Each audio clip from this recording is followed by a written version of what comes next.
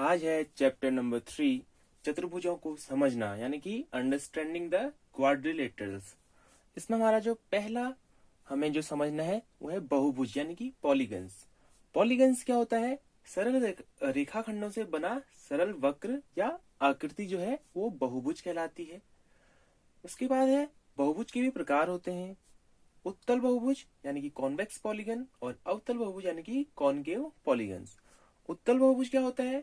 जिसमें विकर्ण, जो इसका विकर्ण होता है वो जो पूरा बहुभुज होता है उसके आंतरिक भाग में होता है, यानी कि बहुभुज के अंदर होता है। दूसरा है विकर्ण यानी कि डायगोनल। उसके बाद है अवतल बहुभुज यानी कि कॉनकेव पॉलीगन।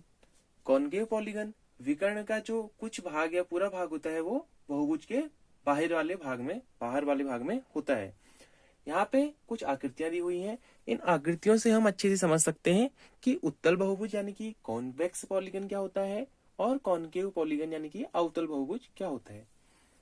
यहाँ पे जैसे कि पहली आकृति बनी हुई है, अगर हम इसमें इसके पॉलीगन्स इसके डायगोनल ड्रॉ करें तो पहला ये, दूसरा ये, तीसरा, ऐसी इस प्रकार से इसके डायगोनल हो सकते हैं।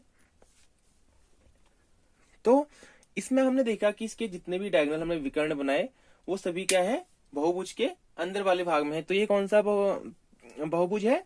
उत्तल बहुभुज, क्योंकि इसके विकर्ण का प्रत्येक भाग, पूरा भाग क्या है? बहुभुज के अंदर। दूसरा हमने एक वर्ग बनाया है, इसके भी दो विकर्ण हम ड्रॉ कर सकते हैं, दोनों ही क्या है? बहुभुज के अंदर। तो ये क्या है? उत्तल बहुभुज। अगली ये आकृति दी हुई है, अगर हम इसके ये वाले ड्रॉ करें इसके विकर्ण तो ये तो बहुभुज के अंदर है, लेकिन अगर हम इन एक डायगोनल इसका ये वाला खींचे, ड्रॉ करें तो ये है बहुभुज के बाहर। तो ये है अवतल यानी कि कॉनकेव पॉलीगन। इसमें भी इसका एक विकर्ण, ये बहुभुज के बाहर हो रहा है। दूसरा अगर हम इन दोनों को ड्रॉ करें तो ये भी बहुभुज के बाहर, ये वाला भी, और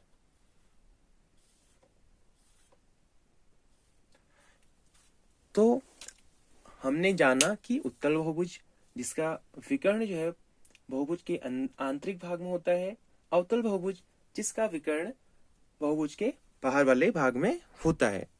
अब हम जानेंगे समबहुभुज और विषम बहुभुज यानी कि रेगुलर एंड इररेगुलर पॉलीगन्स। पहले हम देखते हैं समबहुभुज यानी कि रेगुलर पॉलीगन्स क्या होते हैं। रेगुलर पॉलीगन्स जो होते हैं समबहुभुज, वह वे वाले बहुभुज जो जिन समबहुभुज कहलाते हैं, जिनके जो भुजाएं हैं यानी कि जो जिन रेखाखंडों से वो मिलकर बना होता है उनकी लंबाई बराबर होती है और उसके आंतरिक कोण बराबर होते हैं। जैसे कि एक समबाहु त्रिभुज, अगर ये समबाहु त्रिभुज है, ए बी सी, तीनों भुजाएं क्या है? बराबर है। और तीनों कोण भी क्या होते हैं? समबाहु त्रिभुज में बराबर होते हैं। कितना होता है इसमें? एक कोण 60 डिग्री का होता है।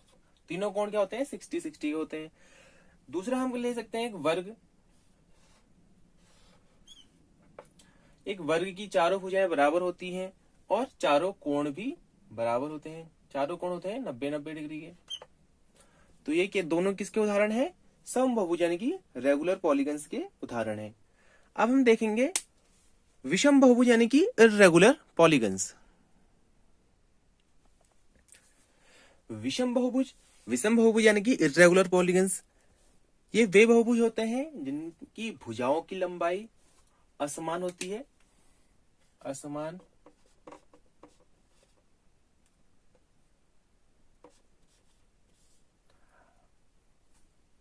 असमान भुजाएं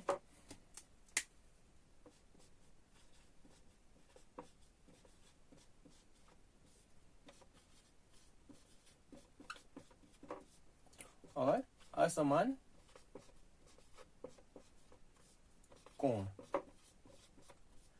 दोनों में से कोई एक चीज होगी विषम बहुभुज में। या तो उसमें भुजाएं समान होंगी यानी कि भुजाओं की लंबाई अलग अलग होगी या फिर असमान कोण होंगे, कोणों का मान है जो है वो अलग अलग होगा। इसके उदाहरण है, अगर हम एक आयत लेते हैं, आयत में क्या होता है? आमने सामने की भुजाएं बराबर होती हैं लेकिन सभी भुजाएं बराबर नहीं होती हैं। तो भुजाएं इसकी बराबर नहीं होती हैं सभी भुजाएं बराबर, लेकिन कोण इसमें बराबर होते हैं। एक कोण इसमें होता है 90 डिग्री का और चारों कोण होते हैं 90 डिग्री के।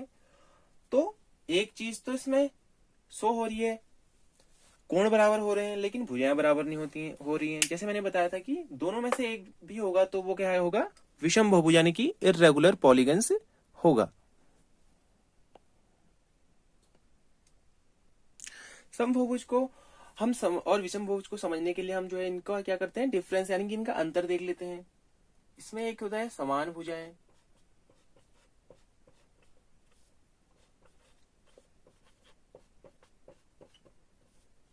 और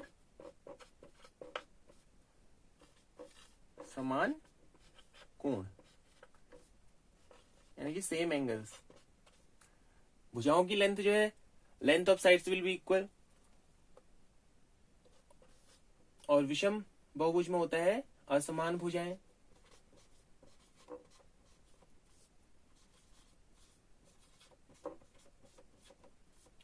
या असमान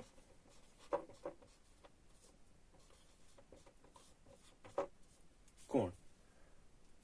कोण क्या होंगे, जो एंगल होंगे वो होंगे डिफरेंट डिफरेंट एंगल होंगे। अगर हम इनके एग्जाम्पल देखो, इसके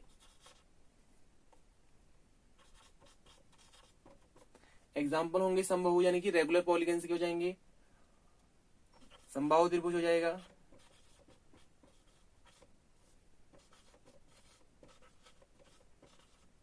और वर्ग।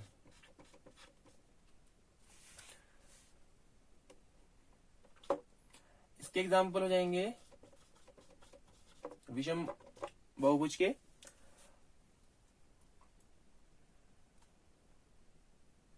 समकोण त्रिभुज,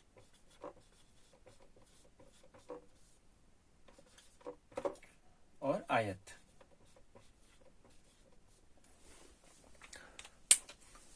अब हम इसको एक बार हम शॉर्ट में देख लेते हैं, उसके बाद हम प्रश्नावली शुरू करते हैं। 3.1 समबहुभुज में समान भुजाएं और समान कोण, विषम बहुभुज में असमान भुजाएं या असमान कोण, दोनों में से एक भी होगा तो वो क्या होगा, विषम बहुभुज होगा।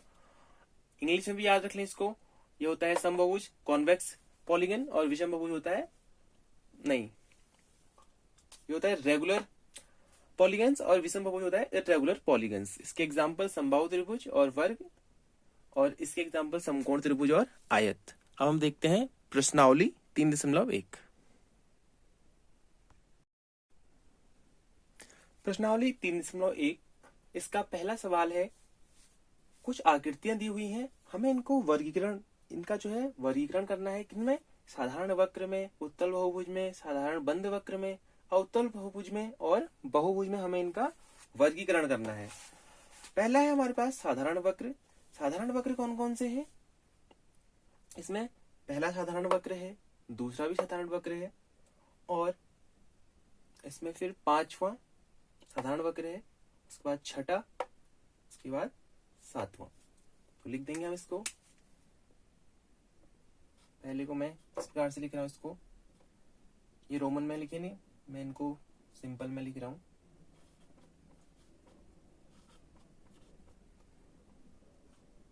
उसके बाद साधारण बंद वक्र। साधारण बंद वक्र में भी यही चीजें आ जाएंगी।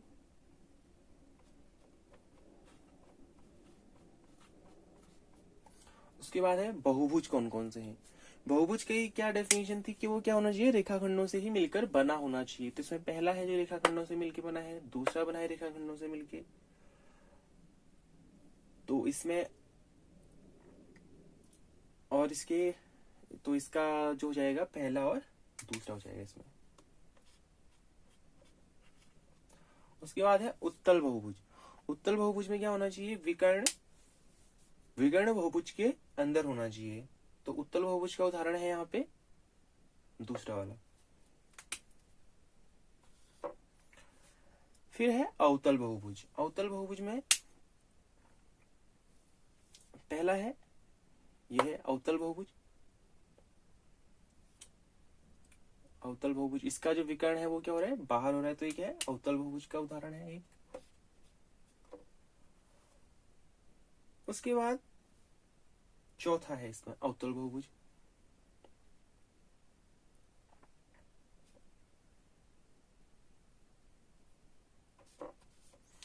इसके विकर्ण क्या हो रहे हैं, बाहर बन रहे हैं। तो यहाँ बहुभुज में चौथा भी हो जाएगा क्योंकि सिर्फ रेखाखंडों से मिलकर बना है, तो 1 2 और 4। तो ये हुआ पहला सवाल। इसमें हमें जो है विभिन्न प्रकार की आकृतियों को वर्गीकृत करना था दिए हुए क्राइटेरिया में, साधारण वक्र में, साधारण बंद वक्र में, बहुभुज में, उत्तल बहुभुज यानी कि कॉन्वेक्स पॉलीगन में, अवतल बहुभुज यानी कि कॉनकेव पॉलीगन में। अब हम देखते हैं अगला सवाल। 2 ही सवाल हैं इस प्रश्नावली में, तो दूसरा सवाल करते हैं और प्रश्नावली को एंड करते हैं। दूसरा सवाल है समबहुभुज क्या है। एक समबहुभुज का नाम बताइए जिसमें 3 भुजाएं, 4 भुजाएं और 6 भुजाएं हों।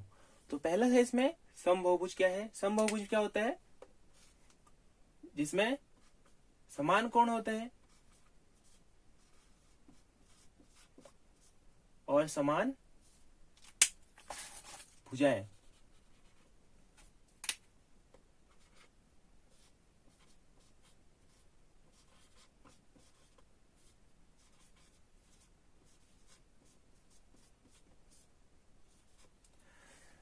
पहला है समान कोण होते हैं, दूसरा है इसमें समान भुजाएं होती हैं। वो क्या कहते हैं, समबहुभुज। वह बहुभुज जिसमें समान कोण और समान भुजाएं होती हैं वह समबहुभुज यानी कि रेगुलर पॉलीगन कहलाता है। अब अगला सवाल है, इसमें दूसरे सवाल में ही हमारे जो है एक सवाल और जुड़ा हुआ है। इसका है एक समबहुभुज का नाम बताइए जिसमें 3 भुजाएं हों। हमें जो है वह उस बहुभुज का नाम बताना है जिसमें 3 भुजाएं होती हैं। तो उसमें क्राइटेरिया क्या है, समान कोण होते हैं, 3 भुजाओं वाला तो त्रिभुज ही बनेगा।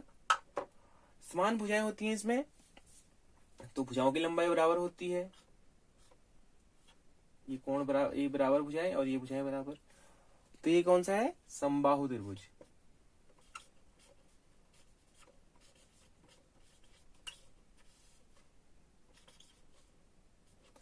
इसमें एंगल कितना होता है, 60 डिग्री का।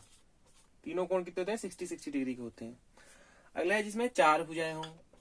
4 भुजाएं जिसमें होती हैं तो चतुर्भुज होगा। वो क्या है, और भुजाओं की लंबाई बराबर है, तो ये क्या है, वर्ग है। 4 भुजाएं हों और इसके कोण बराबर होते हैं, भुजाएं बराबर कोण बराबर कोण होते हैं, चारों कोण 90 डिग्री के। तो इसका नाम हम लिखेंगे वर्ग। अगला है जिसमें 6 भुजाएं होती हैं। तो जिसमें 6 भुजाएं होती हैं वो होता है समषटभुज, जिसमें क्या होती हैं, 6 भुजाएं और 6 भुजाएं होती हैं बराबर।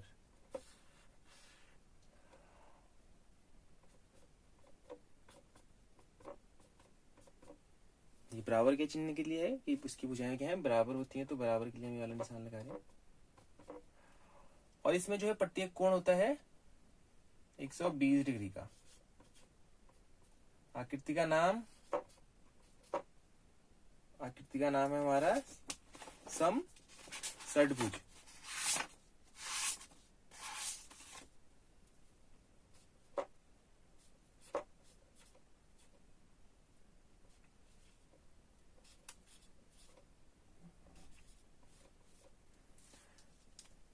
तो आज हमने उत्तल बहुभुज के बारे में जाना, अवतल बहुभुज के बारे में जाना,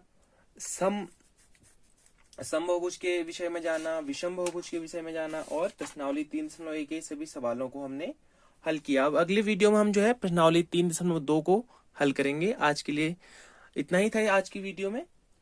अगली प्रश्नावली के लिए जो है अगली वीडियो का इंतजार करें।